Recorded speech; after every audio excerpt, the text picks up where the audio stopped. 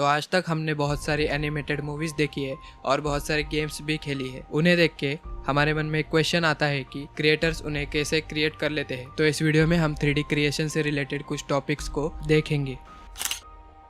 Creators उन्हें create करने के लिए कुछ 3D सॉफ्टवेयर्स का यूज करते हैं, जैसे कि माया, सिनेमा 4D, ब्लेंडर और 3ds मैक्स।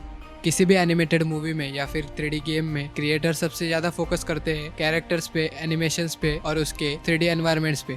इन्हें क्रिएट करने के लिए 3D artist 3D modelling, sculpting, texturing, rigging, animation जैसे कॉन्सेप्ट्स पे वर्क करते हैं। तो स्टेज 1 है कॉन्सेप्ट आर्ट। किसी भी आर्ट के अर्ली स्टेजेस में उसके आइडियाज को विजुअली रिप्रेजेंट करने के लिए उसके कॉन्सेप्ट क्रिएट किए जाते हैं। उन्हें कॉन्सेप्ट आर्टिस्ट क्रिएट करते हैं। ये आर्टिस्ट अपने इमेजिनेशन पावर से स्टोरी के scenes, characters, colours and overall atmosphere को क्रिएट करते हैं। 3D एनिमेटेड मूवी क्रिएट करने से पहले या फिर एक गेम क्रिएट करने से पहले कॉन्सेप्ट आर्ट को क्रिएट किया जाता है। तो नेक्स्ट स्टेज है रेफरेंस गैदर करना। With the help of reference हम जो भी इमेजिन करते हैं उससे रिलेटेड फोटोज और वीडियोस को देख के उसके एक्चुअल डायमेंशंस की इंफॉर्मेशंस गैदर करते हैं। रेफरेंस गैदर करना सबसे इम्पोर्टेंट स्टेज है। अगर कोई भी सीख रहा है तो प्लीज़ इसे इग्नोर मत करना। तो नेक्स्ट फेज है 3D मॉडलिंग। 3D मॉडलिंग एक ऐसा फेज है उसमें हम 3D मॉडल्स को क्रिएट करते हैं, क्योंकि हम उस एसेट को यूज़ करके 3D गेम्स में एंड एनिमेशन वाली मूवीज़ में एनवायरनमेंट्स और लेवल्स को क्रिएट कर पाए। एग्जाम्पल के लिए इस क्यूब को ही ले लो। इस क्यूब से मैंने एक गेट के एसेट को क्रिएट करके उसकी हेल्प से एक सीन को सेटअप किया है। 3D मॉडलिंग में हम शेप्स को क्रिएट करते हैं जो भी तुम्हें क्रिएट करना है, जैसे कि गेम्स में वेपन एसेट्स की नीड होती है और एनिमेटेड मूवीज में एनवायरनमेंट्स की नीड होती है फॉर अ बैकग्राउंड क्रिएशन।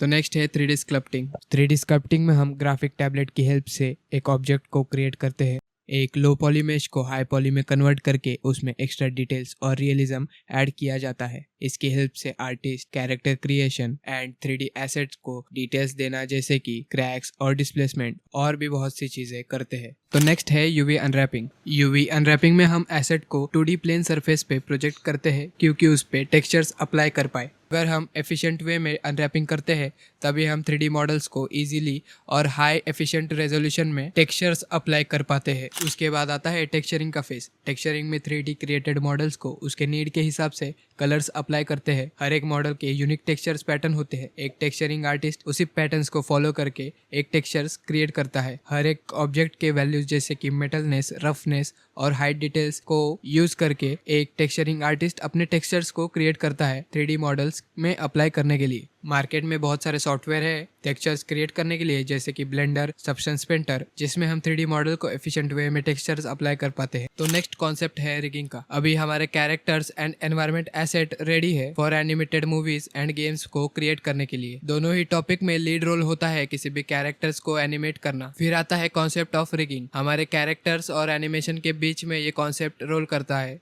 जैसे ह्यूमंस और एनिमल्स को बोन स्ट्रक्चर्स होता है फॉर अ बेटर और स्मूथ मूवमेंट के लिए, वैसे ही हमारे क्रिएटेड कैरेक्टर्स को रिग करना पड़ता है क्योंकि उसे बेटर एनिमेट कर पाए। हमारे रिगिंग आर्टिस्ट उन्हें क्रिएट करने के लिए बहुत सारे टेक्निक्स का यूज करते हैं। रिगिंग के बाद हमारा कंप्लीट कैरेक्टर रेडी हो जाता है किसी भी एनिमेशन को क्रिएट करने के लिए।